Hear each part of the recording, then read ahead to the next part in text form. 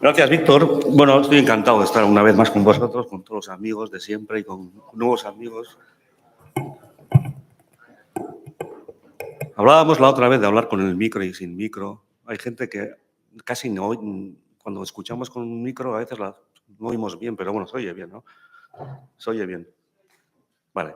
Bueno, voy a empezar con mi charla, que como habéis leído o podéis leer en el programa, es un título simple, vago, general, ronda, el ser que canta, un recorrido. Y lo que voy a hacer es simplemente un recorrido muy puntual por algunos momentos de la historia del canto.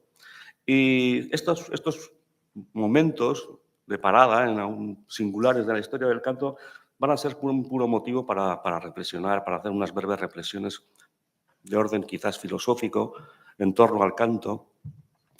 Y este año me permito el lujo de prácticamente no contar con ningún tipo de apoyo historiográfico o bibliográfico de erudición, sino que simplemente me voy a dar el gusto y el placer de hacer una serie de especulaciones y presentaros una serie de consideraciones en torno al canto que quiero compartir con vosotros y nada más, son intuiciones. Sabéis, como ha dicho Víctor, que mi relación con el canto es sobre todo práctica. El canto a mí me interesa sobre todo para cantar, pero claro, soy filósofo, o bueno, intento serlo y hay que pensar sobre eso y se piensa sobre eso. Y estas algunas de las consideraciones que os voy a contar ahora vienen de ese tipo de reflexión. Bueno, entonces vamos a decir que la charla va a estar como dividida en tres bloques, en tres consideraciones. Una que será, como podríamos titularla, el canto y la carne, el canto y el cuerpo. La segunda consideración sería el canto y la mente o algo así. Y la tercera consideración, que utilizaría estas dos para apoyar la tesis, para muchos de nosotros elemental. A veces a mí me da pereza volver a tener que recordar ciertas cosas que para nosotros considerábamos muy obvias en torno a la naturaleza del ser humano. Es decir, que, por ejemplo, era obvio para mí hace mucho tiempo, desde casi siempre, que solamente cantábamos los seres humanos. Y que el resto de los animales, por una especie, como digo en la presentación, de pereza o de vaguedad conceptual, podemos admitir que otros animales también cantan. Pero yo quiero mostrar aquí con unas consideraciones que eso es una falsedad, que es una exageración, una proyección antropológica de lo que nosotros hacemos con respecto a algo que los animales, el resto de los animales, no pueden hacer. Bien, entonces voy a empezar.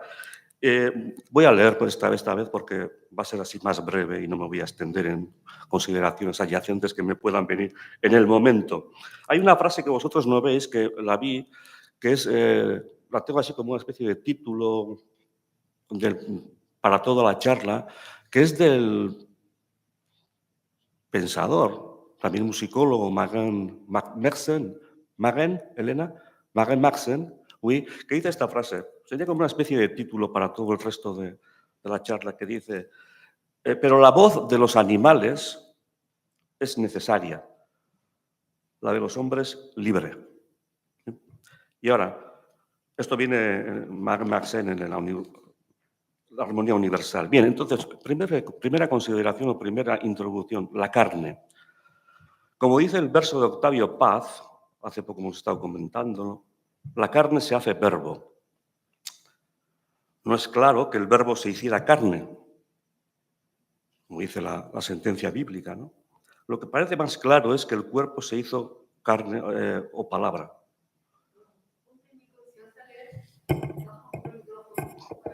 ¿Me decís? Vale. Decía que no es claro que el verbo se hiciera carne, lo que es claro es que el cuerpo se hizo palabra. Y la palabra se hizo canto, o según algunos, el canto se hizo palabra. Y esto es literal. Y hay que entender el decir y el cantar como actos especiales de la carne. Son los músculos y los órganos los que actúan para emitir. ¿Para emitir qué? Sonidos. Sí, pero en el ser humano, en sus momentos más imponentes, para emitir ideas, conceptos. Es la carne la que emite conceptos e ideas. Algo increíble, algo incomprensible. ¿Cómo la carne puede emitir? También los animales emiten, pero no conceptos, sino estados básicos de la psique, tal y como aparecen, por ejemplo, en Aristóteles o en Platón, por ejemplo, estados para significar o señalar, emitir, que tienen hambre o que quieren reproducirse y poco más.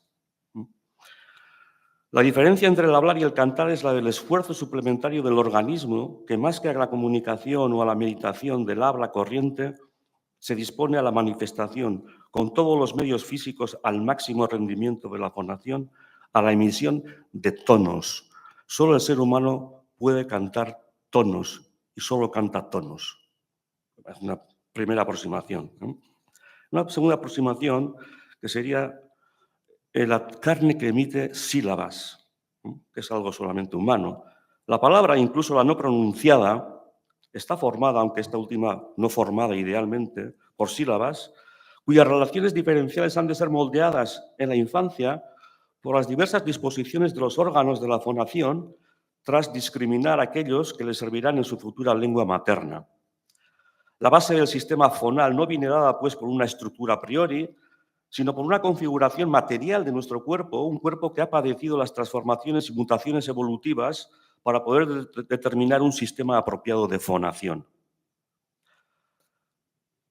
A raíz de esto se me ocurre un relato, un breve relato. Todo este tiempo en el que el niño no puede moverse localmente, no tiene la independencia para moverse localmente y es totalmente dependiente, lo utiliza, entre otras cosas, en aprender a hablar. Primero a vocalizar, a cantar. Y cuando el niño es capaz de pronunciar una vocal, no un sonido que pueda parecernos una vocal, sino cuando él puede adquirir la capacidad de pronunciar una vocal, es entonces cuando adquiere la capacidad de cantar y se separa del resto de las especies no humanas. En este sentido, el ser que canta, el ser humano, es el ser que puede pronunciar vocales. Esto le permite hablar, cantar, pero también se le presentan entonces esos actos de pronunciar vocales como tareas problemáticas. De ahí que todos los errores, todos los complejos, todas las privaciones, como el mal oído, como el desafinar, todos ellos son derivados de la acción artificial, no natural, por tanto, que significa el producir vocales, fonemas. Y aún más cuando, como en el hombre, estas pronunciaciones están encaminadas a servir posteriormente de soporte a ideas o conceptos. Bien, es un universal antropológico, como hemos dicho muchas veces aquí, la música y también el canto. Y se dice que el ser humano ha cantado desde siempre. No se concibe un ser humano sin canto. Por eso es un universal antropológico. Se dice también que en sus comienzos, pura especulación para mí, los cantos eran patrimonio del grupo y utilizados exclusivamente en ceremonias rituales. Hay abundantes testimonios ofrecidos por la etnomusicología para suponer que, en efecto, la música, o mejor dicho, el canto, en sus inicios, estaba empapado de elementos simbólicos, normativos, significativos, que encauzaban específicamente su uso en la comunidad. Es decir, que a través del canto, la horda, la tribu, la horda, se hace pueblo. Y el ser que canta es, antes que nada, el ser que canta en grupo. Y para mostrar esto, vamos ahora a escuchar el canto insuperable de las mujeres Baka, en una grabación que nos va a mostrar esta maravilla de la polifonía y polirritmia africana con un canto de mujeres Baka.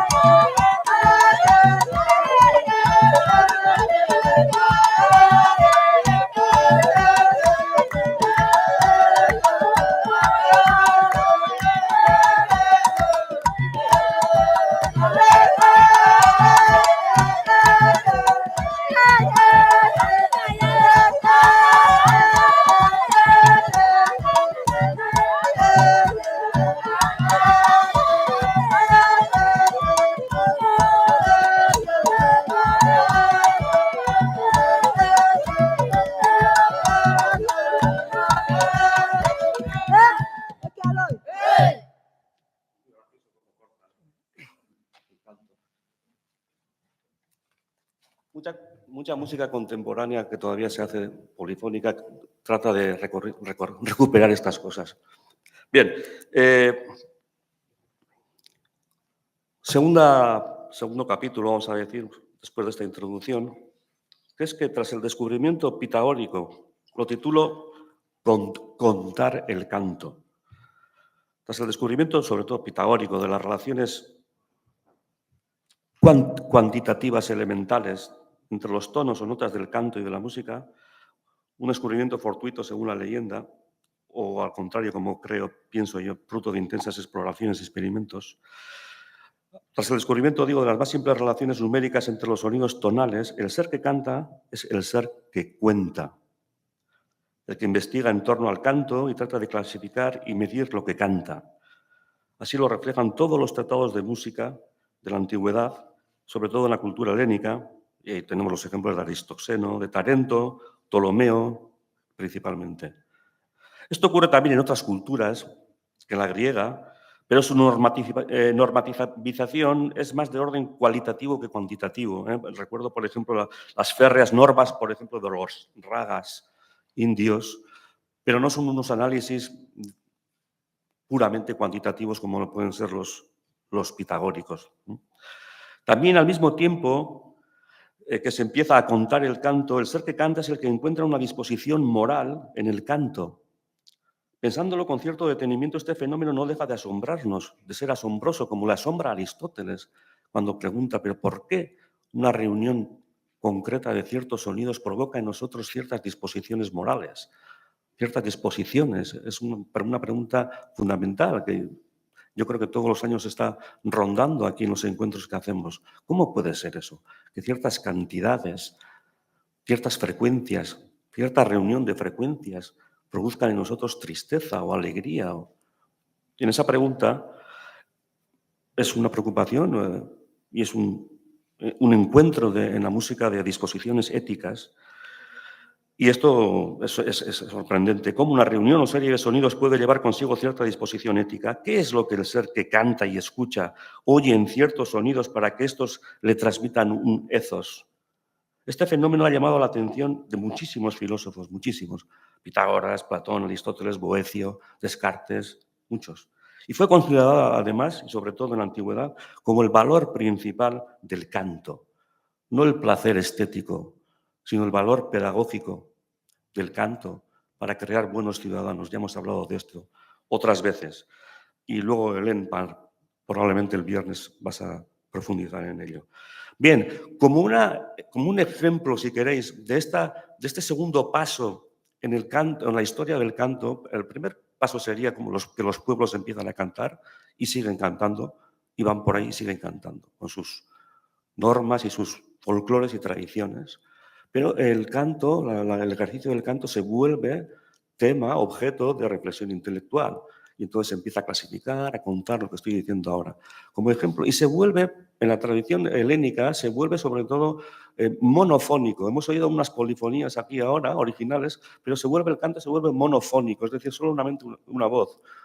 Como ejemplo de ello, vamos a poner un canto griego que ya hemos oído otras veces aquí, cantado además ni más ni menos que por Marcel Pegués, pero vamos a recordar ahora en otra versión, que es el canto de Seikilos, que es lo que se considera el canto grabado más antiguo que se ha conservado, ¿de acuerdo? El texto del canto, la inscripción de Seikilos, es una inscripción en una piedra funeraria, dice así: Eikon elitos eimi, ticesime Seikilos entanene atanatus ema policronión. Y quiere decir, soy una imagen de piedra, Síquilo o Seikilos o Sícilo me ha colocado donde soy, por siempre, señal de eterno recuerdo.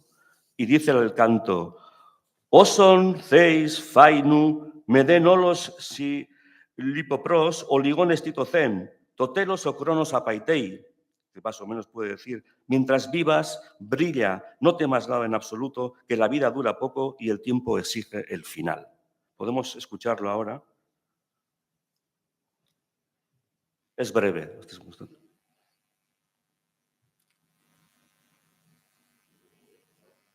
Los ensanimis asanatu Sima Polychronium.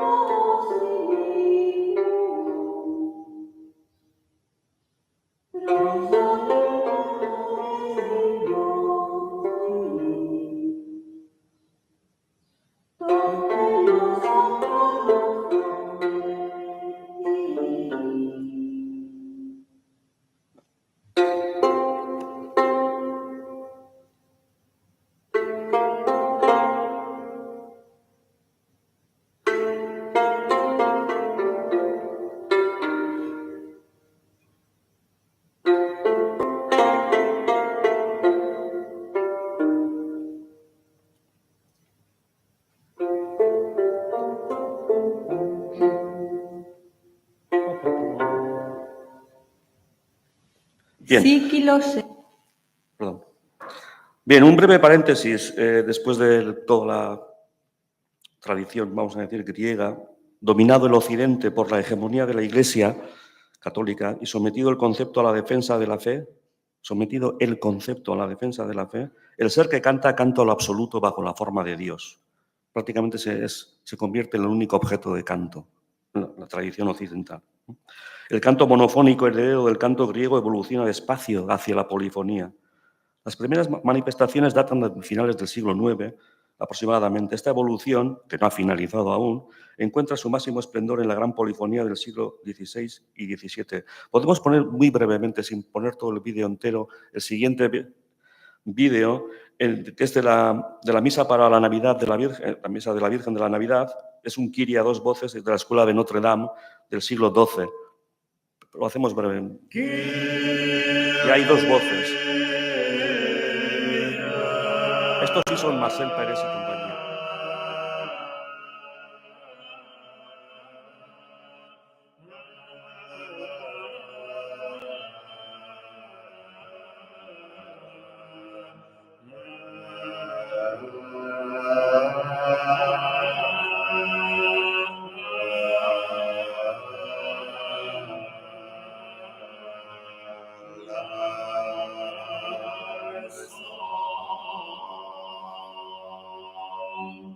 Vale, es suficiente. Y ponemos a continuación ya el siguiente para no perder más tiempo, en el cual esta polifonía en embrión se desarrolla hasta esta magnífica y espléndida polifonía de finales del XVI.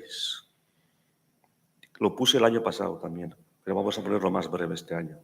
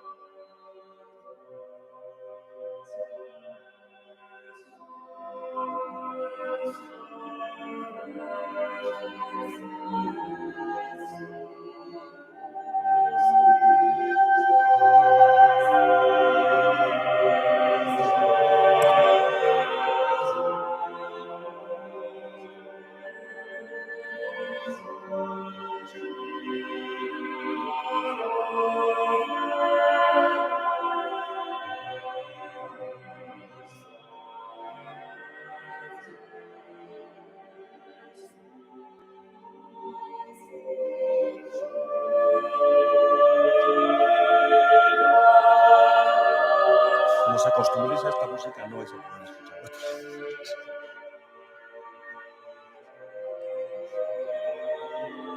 Esa es una composición del sevillano Alonso Lobo, que es versa, es in luctum, de lucto está la palabra.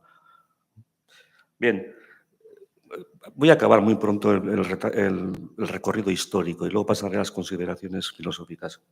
Yo prácticamente la historia del canto creo que quedan solamente dos etapas más, que es la aparición de la ópera, por supuesto, en la Italia del 17, de comienzos del 17, y es la historia de los castrati.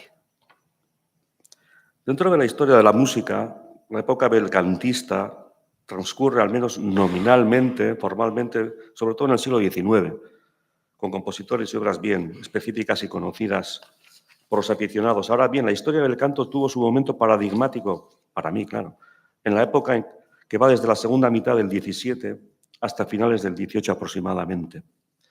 Fue en esa época donde renació a su modo el drama musical griego. Ya en la edición anterior hablamos del tema y no voy a decir nada más al respecto. El nacimiento de la ópera moderna exigía unas prestaciones canoras de primer orden y los cantantes que mejor respondieron a esta exigencia técnica y de gusto de la época fueron los castrati. Un paréntesis que estoy diciendo una cosa absolutamente sin ningún fundamento. Los castrati no hay que olvidarlos, digo, ya es porque me suena de haberlo leído en algún sitio, ya existían al servicio del canto antes de su eclosión en la época moderna. Parece ser que en Egipto y en Babilonia, y según me ha dicho Miguel Ángel, también en Micenas, se practicaba la castración con motivos para el canto, para la belleza del canto. Pero durante estos 150 años de la ópera barroca, la figura del castrato encarnaba al artista del canto. Nunca antes ni después el canto encontró una figura tan apropiada para su máxima materialización. Permítase, pues, que denomine a estos cantores como belcantistas, título que más que ningún otro merecieron figuras como Farinelli, Caffarelli o Senesino, castratis que conmovieron los teatros de toda Europa durante el siglo XVIII. Después de todo esto viene el canto, el bel canto, el canto moderno que llega hasta Ruggiero prácticamente, pero históricamente, a mi modo de entender el canto, la historia del canto, no hay grandes novedades, pueden encontrarse cosas, pero básicamente son estas las etapas que yo considero que son singulares. Primera consideración filosófica al respecto, el cuerpo en el canto. Con el cuerpo disponemos de un instrumento maravilloso, por supuesto. Ahora bien, ¿qué tipo de instrumento es nuestro cuerpo? Parece que el mismo término es solo aplicable a aquellos que mediante la técnica el hombre extrae de la materia. Instrumento sería la materia trabajada por el hombre y arrancada a su condición meramente natural para transformarla en mediación para la producción de formas artísticas, para la producción de un ideal. El instrumento es un medio entre la naturaleza y la forma artística. La forma artística reside en la mente del artista que para su encarnación construye y utiliza instrumentos. Básico. Siempre que se escucha una nota, esto sí que me interesa que lo consideréis y estéis de acuerdo o no. Tal. Siempre que se escucha una nota, que escuchamos una nota,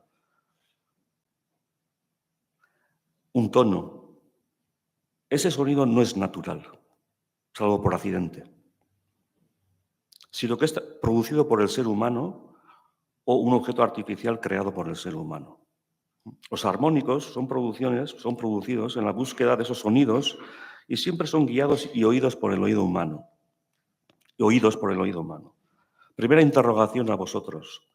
¿Puede ser la forma musical, puede ser, casi hablando en términos ontológicos, sin un instrumento material, aunque sea el propio cuerpo, que la hace presente en el campo de la percepción sensible, como poseedor de una capacidad de pensar todos o idear musicalmente, puede ser garante esta capacidad, en términos casi leibnizianos, de una existencia inmaterial de la forma musical. O preguntado de otra manera, ¿subsiste la forma musical sin el instrumento, nuestro cuerpo, que la convierte en sonido? En el caso del cantor, él mismo puede ser el creador de las formas musicales y el instrumento. Podría decirse que en esta diferencia, la de ser un mero instrumento o ser a la vez creador o recreador de la forma artística, reside la diferencia entre los grandes cantores y el resto. La peculiaridad en el caso de los castrati del siglo XVIII es evidente. Para lograr la más alta manifestación, en su época así se creía, de las posibilidades musicales del canto, la naturaleza requiere de una intervención artificial que atañe a una capacidad esencial al hombre, pues si no es esencial la potencia sexual para la existencia del individuo, sí lo es para la existencia de la forma o especie humana. Renunciando a la reproducción de la especie humana, al menos de su lado animal o natural, se consigue por medio de los castrati la forma más artística más alta, forma específicamente humana. En la figura de los castrati, la naturaleza queda mutilada y subordinada a la creación artística, a la forma como tal, y sin embargo, ¿queda el castrato excluido del reino natural? Es evidente que no. Las fuertes perturbaciones emocionales y psíquicas sufridas por los castrati denuncian la persistencia de lo natural y el terrible conflicto al que se veían sometidos. En muchos contextos en los que se habla de los castrati, aparece la palabra monstruo, atribuida a los mismos. Por ejemplo, cuando Napoleón, en referencia al canto de Giovanni Battista Belluti, castrato, comenta, voy a leerlo en francés: Pareil son, je ne crois pas possible qu'à ce qui n'est pas homme. Y el cantante a esto masculla irritado: non uomo, ma nemmeno che il bestione. La respuesta de esto. Vamos a escuchar no de un castrato, pero vamos a escuchar un canto de los sopranistas de hoy en día que con una técnica bastante fuerte pueden darnos una idea de lo que puede usar el canto de un castrati. Se trata del contratenor italiano Franco Fagioli. No sé si lo veis. El área de Händel.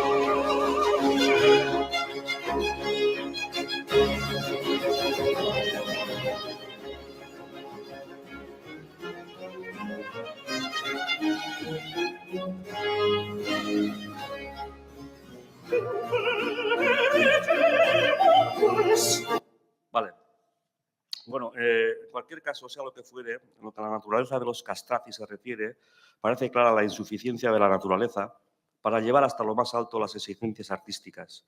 Toda la historia del arte así lo demuestra en todas sus ramas. Pero en lo que atañe al canto, el cuerpo natural, además de ser manipulado artificialmente para su mejor uso, exige sobre todo de la acción técnica con sus complejos entrenamientos y adiestramientos para transformar el sonido natural en sonido artístico. Solo metafóricamente, con total desconocimiento, puede hablarse del canto puramente natural, del canto de los pájaros, por ejemplo. Segunda consideración, la mente en el canto. Solo el hombre puede dar la nota. Dar la nota significa juicio, discernimiento, cálculo. Cantar significa dar una nota, concretar el tono, fijarlo, individualizarlo, situarlo dentro de un sistema totalmente artificial de alturas tonales. El peor canto humano que pueda imaginarse es más artístico que el más bello de los sonidos que pueda producir un pájaro. Porque siendo el canto un arte, queda claro que en él está impresa la mente y en lo que esto exige el artificio. La naturaleza no pone más que una materia que siempre hay que modificar y superar.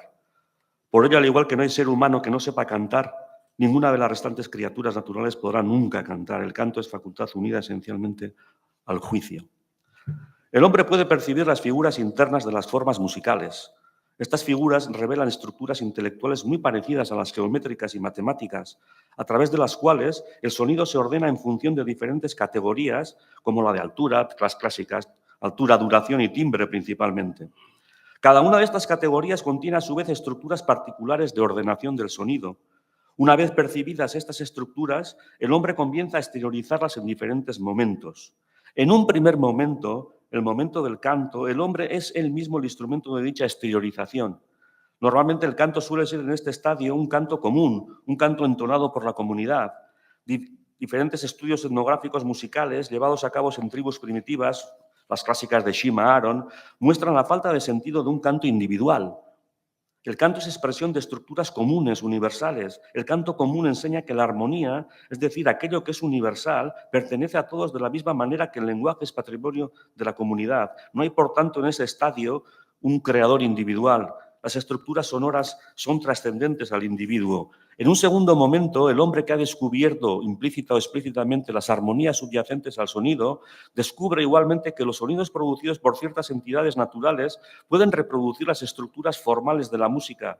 Para esta reproducción es casi siempre necesaria, aunque sea mínima, la manipulación por medio de la técnica. Hemos visto como una de las mujeres, Baca, la solista, prácticamente estaba tocando con una cazuela vuelta al revés. Un uso muy interesante de una cazuela. Reproducir. Para estas reproducciones casi siempre es necesaria, aunque sea mínima, la manipulación por medio de la técnica de esos objetos naturales que pasan así a ser auténticos instrumentos musicales. En este momento comienza lo que podría denominarse de forma todavía demasiado exagerada la música instrumental, música que se desarrolla siempre posteriormente dentro de la cultura de los pueblos. Y por último, se llega a la unión de canto e instrumento y también a la individualización del canto y de la interpretación instrumental de la música. A través de este proceso se constata el carácter puramente cultural de la música.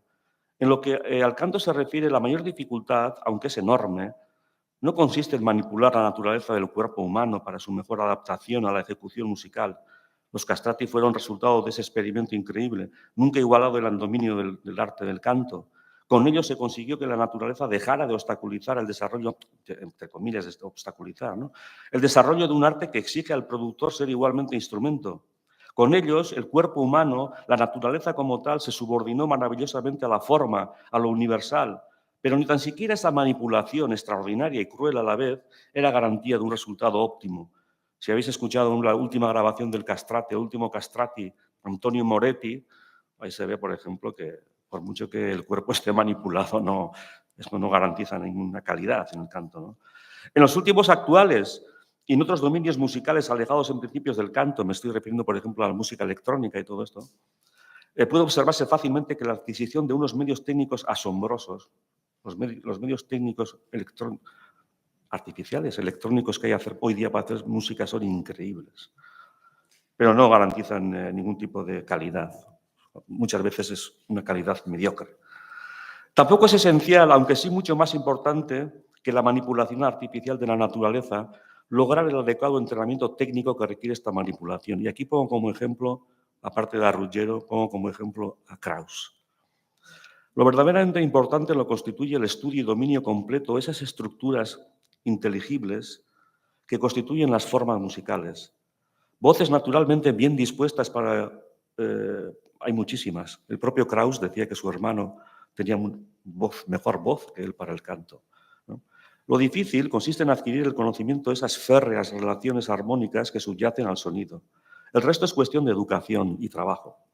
Todo ser humano, por principio, puede cantar bien, porque todo hombre juzga, es decir, tenemos oído, tenemos relación directa con lo inteligible, con el juicio, con el número y con la música. Como ejemplo de este trabajo y adecuación de la técnica para el canto, ponemos el penúltimo de los vídeos.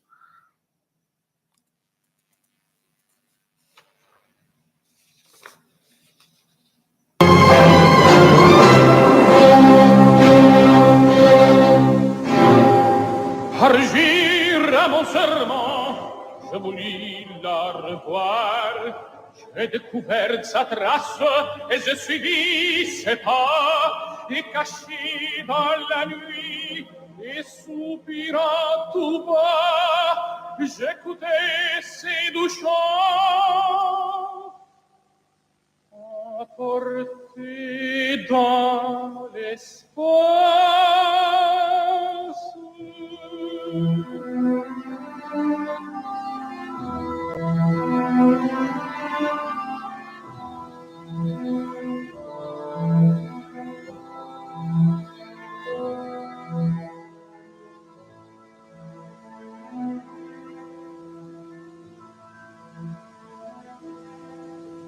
Je crois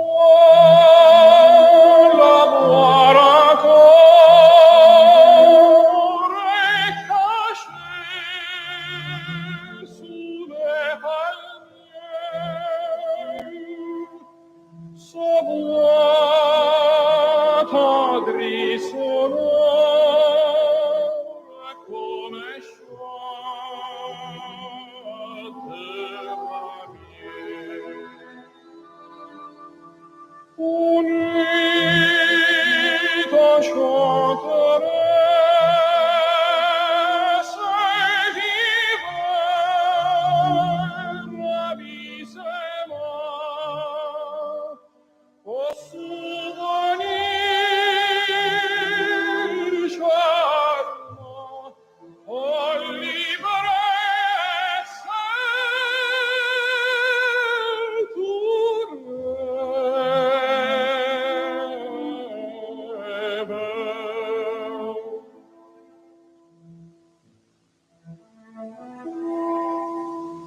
ô clarté des étoiles, je crois encore la voix. T'ouvrir ces longs voiles au vent tiède du soir.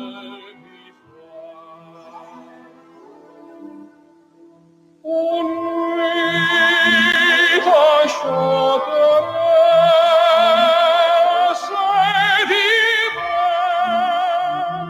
ravissement, au souvenir charmant, aux l'ivresse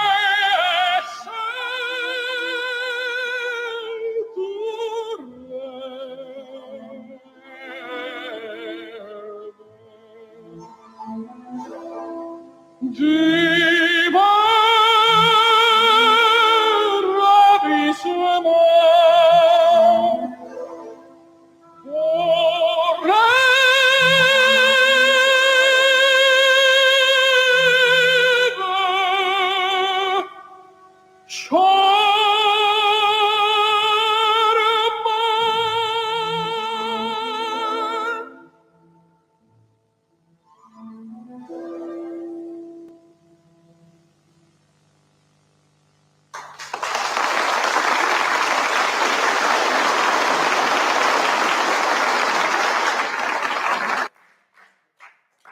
Tengo que seguir, ya lo siento. Bueno, voy acabando ya. última consideración, el canto como singularidad humana. Si la geometría euclidiana, como Víctor Gómez Pina avanza en su libro Filosofía e interrogaciones que a todos atañen, es un a priori para la intuición del ser humano, un a priori de posicionamiento espacial del mismo, paralelamente cabe concebir algún modelo de a priori acústico intuitivo. La tentación inmediata es responder afirmativamente. En efecto, la relación interválica de octava constituiría, a mi modo de ver, el límite dentro del cual todo humano se inscribe, perciba o no sensiblemente el sonido. De tal modo que el intervalo de octava no dependería de la materialidad del sonido, sino que sería un previo del habla y canto humanos.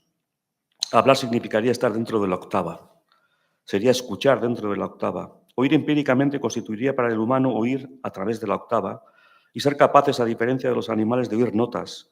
Pero a los que no oyen entonces y a los sordos de nacimiento, por ejemplo, ¿qué tipo de percepción o vivencia les corresponde? ¿No es la relación de octava, aunque pueda ser concebida más allá del sonido, en definitiva una relación de altura, es decir, de sonido empírico? Me atrevería a pensar que la determinación de altura no es un rasgo que pertenezca exclusivamente al sonido, sino a la escucha.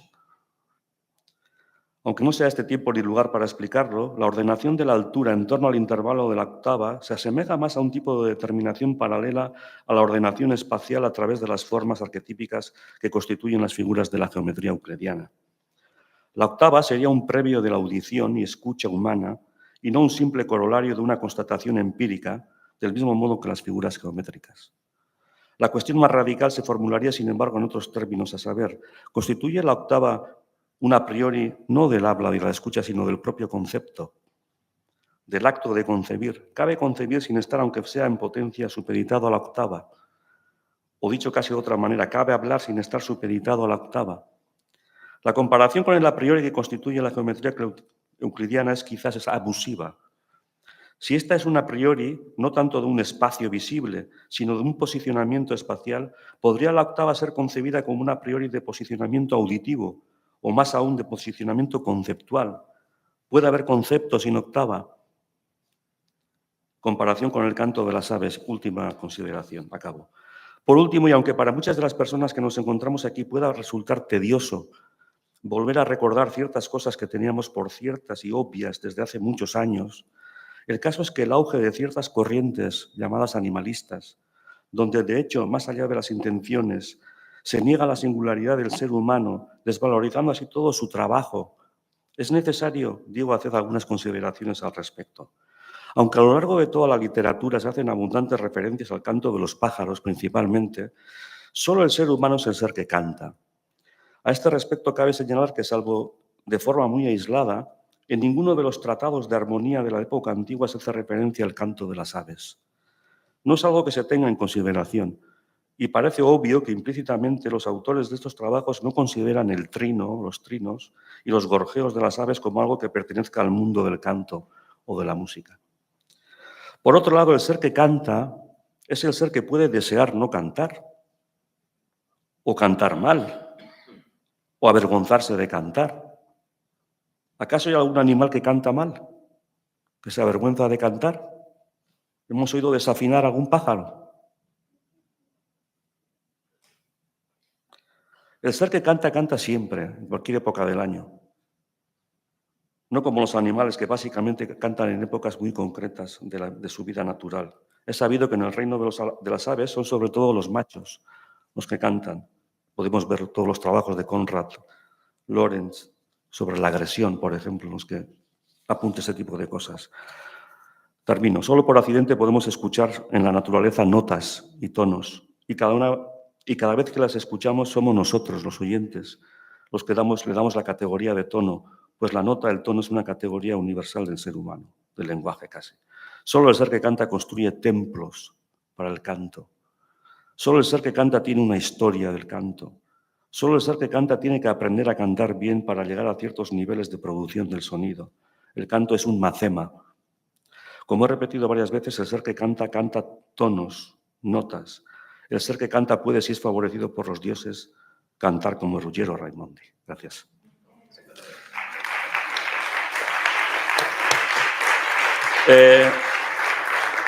Pensaba acabar con el canto de Ruggiero que hemos escuchado antes, con lo cual doy por finalizado aquí el canto. Si queremos escuchar luego el canto al final, lo podemos poner, ¿de acuerdo? Gracias.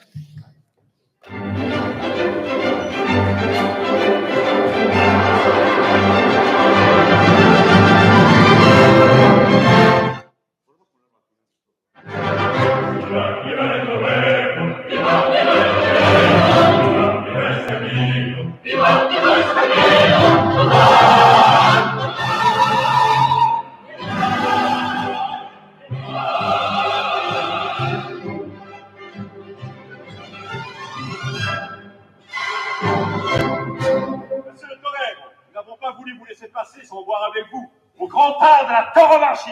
Messieurs les officiers, je vous remercie.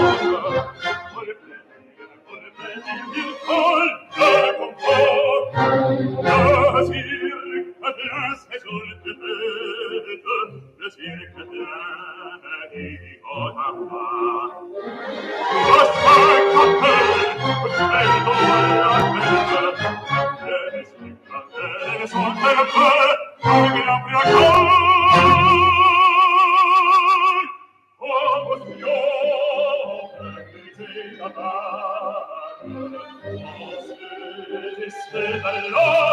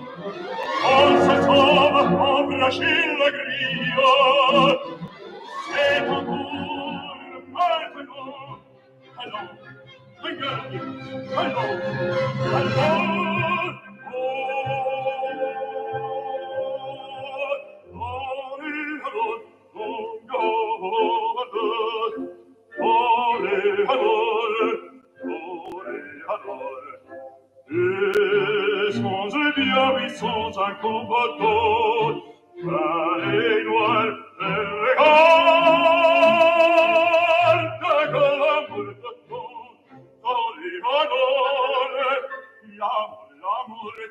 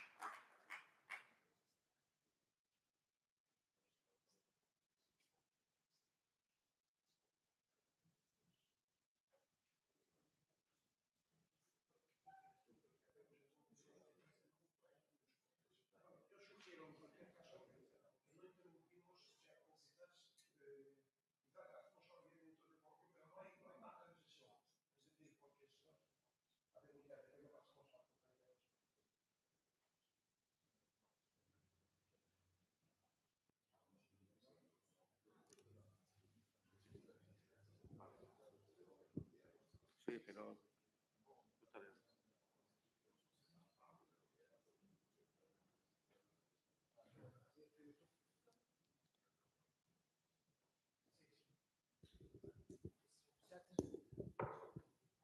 Hola, más que pregunta, tengo una duda Sí. sobre el epitafio de Seikilos. Sí. Recuerdo haber estudiado con Antonio Gallego, en mi lejana juventud, la historia de cómo se descubrió cómo sonaban las notas que estaban en el epitafio.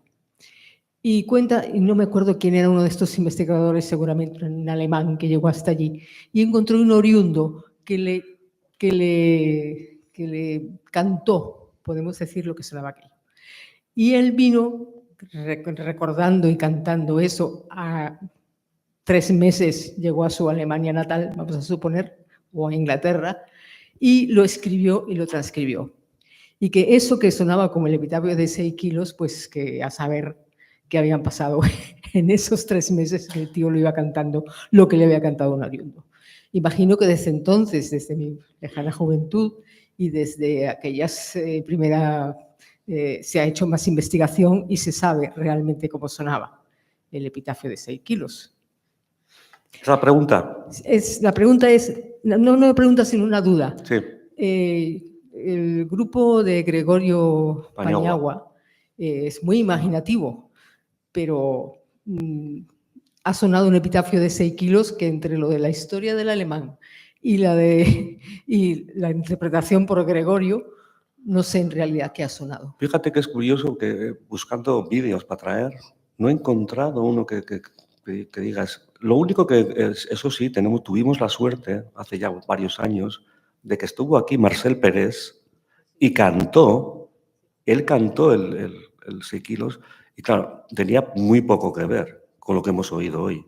Hacía una especie de vibraciones y coloraturas que en el texto no aparecen, evidentemente. Y yo es la referencia, pero no he encontrado una grabación de Marcel Pérez con este epitafio. Entonces, lo he traído lo más neutro posible, porque hay otros vídeos con también todavía un poco más imaginativos, si cabe. Pero no, la duda es en cuanto a la transcripción de ese epitafio, no conozco, seguro que las haya. Bueno, yo no diría tan seguro. Y tengo una segunda pregunta, o comentario, o duda, ¿no? Cuando la voz de los Castrati siempre ha sido un enigma y un atractivo en todos los programas, las canciones de los Castrati, ¿cómo sonaría? Bueno, es verdad que digamos que la reproducción es una necesidad de la especie, no una necesidad individual, ¿no? Pero aparte de eso, la razón por la que se llegó a los castrati no fue por esa observación, ¿no? Sino yo creo que fue porque las mujeres no entraban en la iglesia. Es decir, no podían cantar. Y entonces se cogían a los chicos jóvenes y la manera de que siguieran siendo hombres y cantantes después, pues era castrarlos. Es decir, eso es lo que yo entiendo. Pero en lo que se refiere a la música religiosa, Sí. no hacía falta, o sea, los castraban para eso, pero no hacía falta, es decir, la voz superior, el superius de la polifonía clásica, la siguen haciendo niños. Claro. El auge realmente de los castrati adultos, vamos a decirlo, bueno, se les castraba de joven, claro, Sí. es sobre todo con la aparición de la ópera. Sí. Aunque haya 8.000, dice, creo que es de Rossini quien dice, bueno, en la época de Rossini, cuando dicen que en Roma había censados más de 8.000 en las iglesias, ¿eh? O sea, que quiero decir que también, efectivamente, pero bueno, al fin y al cabo yo creo que es por las exigencias de la ópera, que las mujeres no podían hacer, pero sí hacen. Es decir, cuando cantan los castrati hay mujeres también que cantan ya. Sí, es verdad. Lo que pasa es que el gusto de la época no soportaba otras cosas, entre otros Rossini. Sí, esto iba en relación a lo de Fagioli cantando un aria de Händel, que se supone que así sonaba la voz de los castrati. Bueno, es un aria que un castrati yo creo que no lo hubiera podido hacer porque tiene muchos graves.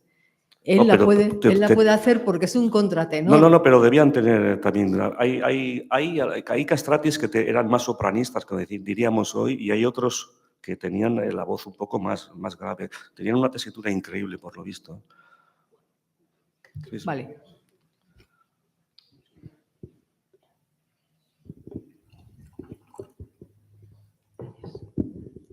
Muchas gracias por tu intervención tan estupenda. Yo quería hacer dos observaciones. Una, creo que has dicho o he entendido mal que primero era el canto, luego era el instrumento.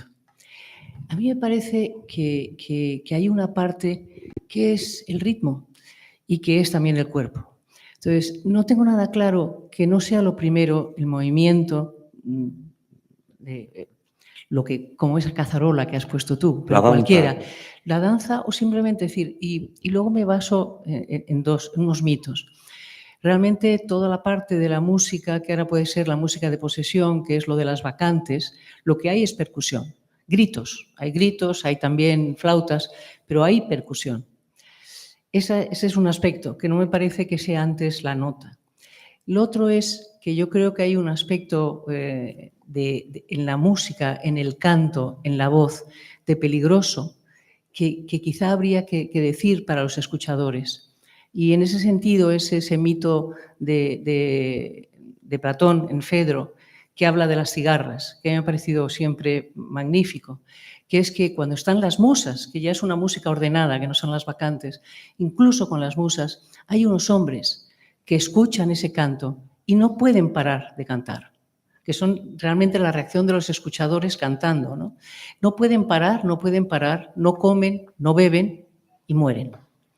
Y según Platón, de ahí salen las cigarras. Las musas se conmovieron por este ejemplo y entonces hicieron las cigarras. Entonces, es este aspecto de la música, de la música vocal, como peligrosísimo, las sirenas y 1000 ejemplos más, y el otro, ¿dónde está el ritmo? ¿Es antes o no a la palabra? ¿El instrumento es anterior o no al canto? Gracias. No recordaba lo de las cigarras, verdaderamente es un mito precioso. Después de esto, venían otras 4 o 5 páginas sobre el ritmo, pero he dicho, no puede ser, o sea, todo no puede ser. Sí. Sí, o sea, el ritmo es pero es otra cosa. No quería meterla aquí ahora porque se iba a alargar demasiado, ¿no? Siempre me ha parecido muy interesante una cosa que nos dijo aquí Agustín García Calvo hace ya muchos años, ¿no?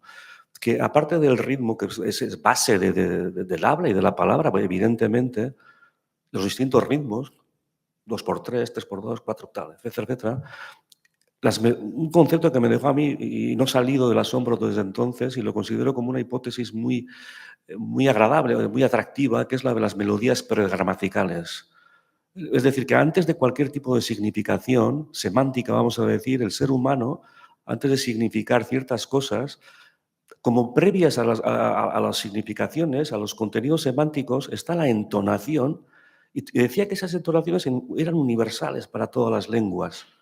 Para todas, pero en japonés, todas las lenguas tenían 3 o 4 modalidades que luego se identifican con los tipos de enunciación distintos, interrogativo, mandato, piropo, bendición, tal y cual, que todas más o menos, no evidentemente una escala afinada como la nuestra, pero él le llamaba melodías pregramaticales y era muy interesante. Y la unión de los aspectos rítmicos de la pronunciación de la palabra que se dice, el decir y el hacer diciendo, o el decir haciendo, eran fundamentales. Entonces, yo aquí no he tratado ese tema, pero son absolutamente, vamos, están unidos. E incluso esto que hemos puesto de los Vaca, se veía lateralmente a unos chavales bailando, pero es que ellos no pueden concebir cantar sin bailar y sin, por supuesto, ese ritmo maravilloso que tienen, ¿no? Muy interesante.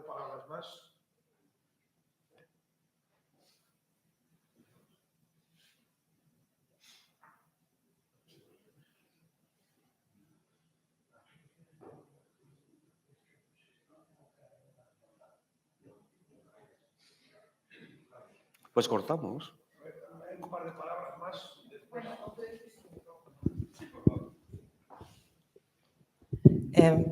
Primero, muchísimas gracias porque me ha encantado lo que usted ha dicho.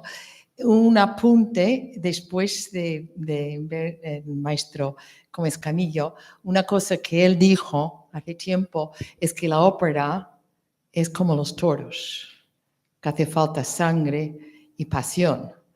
Y eso lo que hemos visto aquí y siempre con todo lo que el maestro ha cantado. Y luego, referente a lo que ha dicho, me he quedado un poco con eso de los pájaros no cantan mal. O sea que la idea de que nosotros requerimos tanto de los cantantes, ¿no? Y el pobre cantante que también, como también usted dijo lo de la psicología, o sea que usted puede tener toda la técnica perfecta, tener esa técnica maravillosa que tenía Krauss, pero si no tiene la parte psicológica, emocional, el control de todo esto, nunca puede ser gran cantante. Entonces, eso, otra observación, que el público y los críticos de ópera son muy rápidos de decir, no, esta voz no vale. Y entonces eso no tiene nada que ver con lo filosófico de su intervención, pero la parte práctica, usted también como profesor de canto, yo creo que es una cosa que siempre tenemos que tener previsto de lo muy difícil que es ser cantante. Gracias. Sí, ya lo he dicho desde el comienzo, que es muy difícil adquirir el canto. Y la dimensión emocional, vamos a decir, del canto, pero sí, por supuesto, pero eso viene ya después, vas a hundir. Si no eres capaz de captar o de hacer tuya un texto, un aria, o lo que cantes, evidentemente, con la técnica, si no es, tiene que reflejar ese estado emocional que trata de transmitir el compositor, ¿no? Es muy difícil cantar, muy difícil.